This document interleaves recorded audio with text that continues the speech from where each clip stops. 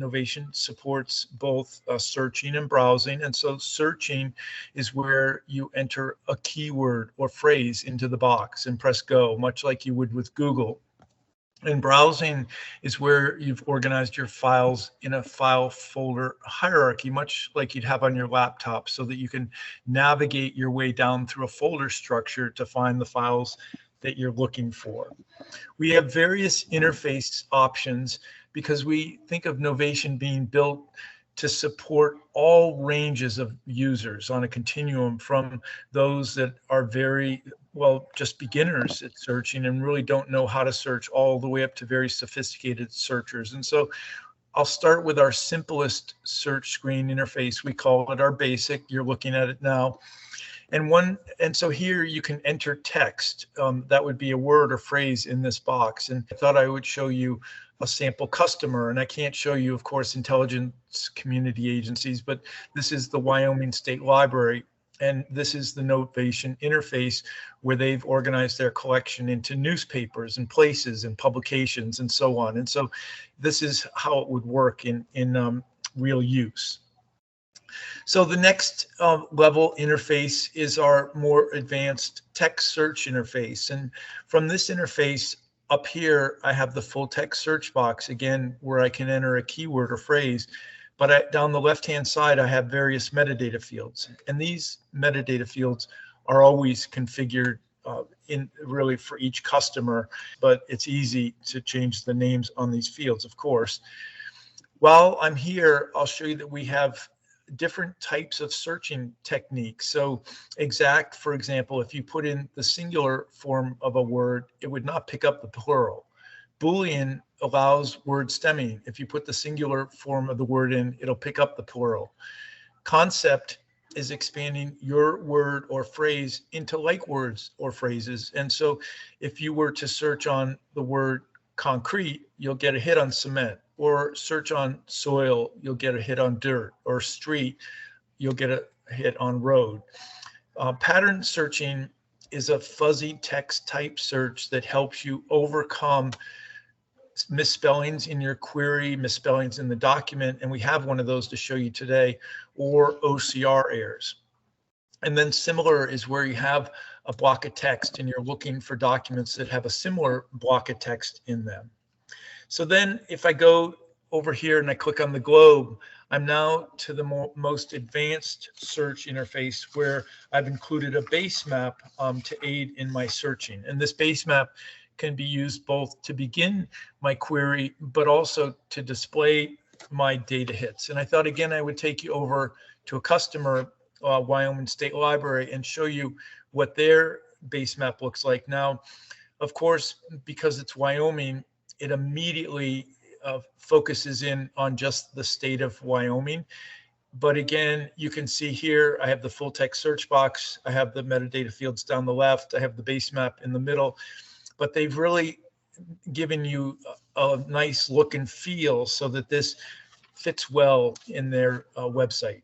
So going back to here, I wanted to also show you that we can change the base map. And so right now I have streets, but with this drop down, I can pick any of these, and I can actually use any base map that can be provided as a web map service so that users can customize this to their own use. So simply, well, when it's configured, they can have a default base map brought up, but they'll always have this drop down menu where they can pick their base map of choice. And so I'll pick one just to show you what it looks like.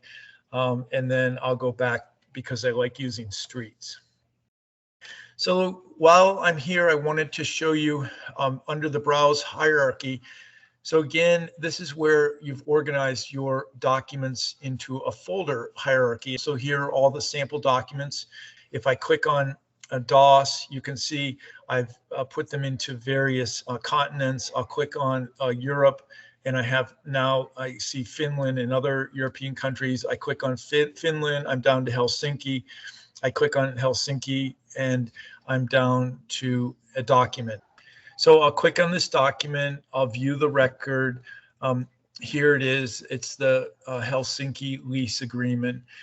And also Well, while I'm here, I'm going to show you just a couple of the fields because the demo is time limited. I can't show you everything, but here are examples of things that you can do with this document. And you can print it, of course, download it. Two things I did want to show you. One is the metadata record in a view only. And so most of the time, all users would be able to see the metadata, but not change it.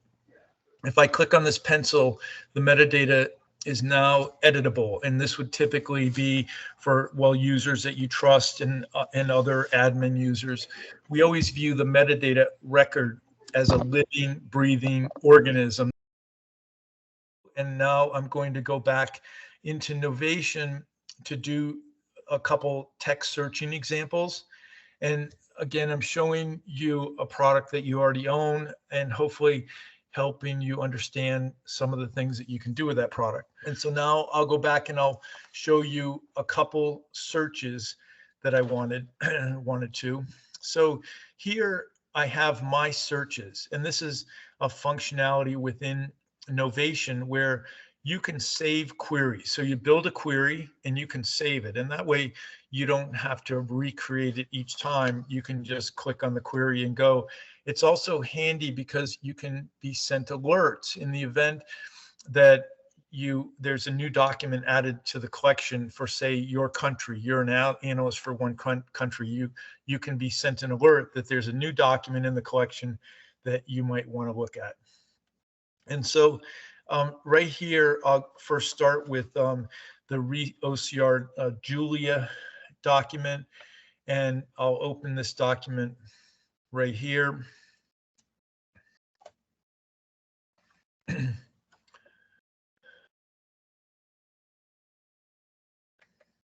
And you can see I did a search on Julia and I got a hit on Julia. And this is also what we mean by full text searching. So I'm searching for every word on every page and every document, including the metadata record associated with that document. And it highlights the word that I searched on. And by the way, it's showing me up here. Once I click on that search, it's showing me the word that I want to overcome. So the second one I wanted to show you is a misspelling. I'm doing a search on, and I'm not, Wang Duan is my guess at how you spell this. And so I have a document here that I want to show you where they misspelled it. Well, they spelled it both correctly and incorrectly, both ways. And so it'll show you the power of pattern searching to overcome these problems. So this is your document. You can see up here, Wang Duan was spelled correctly, but down here, they misspelled it in the document. However, if I was looking for this person's name, even though it's misspelled, I want to see that highlight. And then down here, it was spelled correctly, and so of course it got a hit on it correctly. And I'll also show you how we have different views of these documents. I was presenting them on a map. Okay, I have two more searches I wanted to show you. So now I'm going to show you a concept search. And so this again is where it's taking my word or phrase, and it's actually looking for similar words and phrases. And so I did a search on the term revoke, R-E-V-O-K-E, and you can see here that I got a hit on rescind. And so if you think about you're revoking the lease or entitled to revoke, rescinding the lease would be very close in meaning. And so if I were looking for instances of revoking a lease, I would want to see the word rescind. And so this is a great example inside of your documents about how it helps your users quickly find things that they might not be able to find, in this case, if they didn't think of the exact word. So the last step I wanted to do, I'm going to go back to Knowvation, and I wanted to move into the geospatial content, so shifting gears quite a bit. I'll jump right into the map view since I want to begin my geospatial searching here. If I click this X, it clears all of my searching.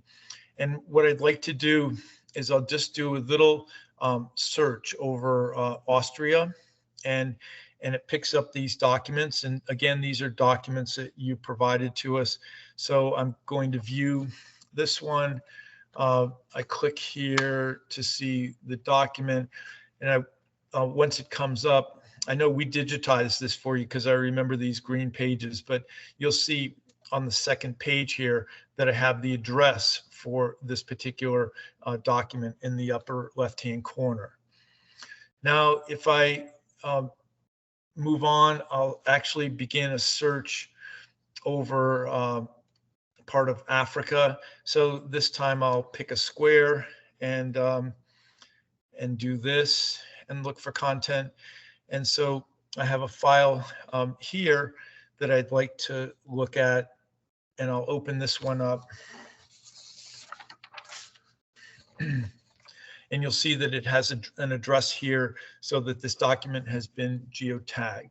The other overlay I wanted to show you, so I'll go back to Knowvation for this. I have Sabatis Pond in here, so I'm going to view this, and this is the image, it's aerial imagery that we had.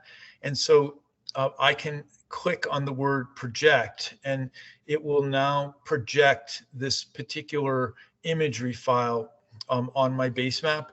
And this takes it takes a few seconds to load, but there it is. So now I have this particular file, and this is great for maps, for imagery, and for other surveys and things like that, where you'd like to see that particular file in the context of a base map. And even here with Knowvation, I can change this to a satellite, and it will preserve this this image, but it's now showing me using a satellite as a base map. Okay, so now I'm going to move on, and I wanted to show you how we can use geotagging, or how we can geotag within Knowvation. And so I'll go back to a geo search, and I have this file down here in Nigeria. And so what I'd like to do is I'll click on this file to open it. That's my first step. And again, what I'm wanting to do here is to geotag this particular file. So let's say this file has no geotagging. And so I click here, this little icon, it says geospatially enhance. And then I'll click the geotag option, and it brings up this this entry. And there are various ways I can do this. I'm just going to show you one today.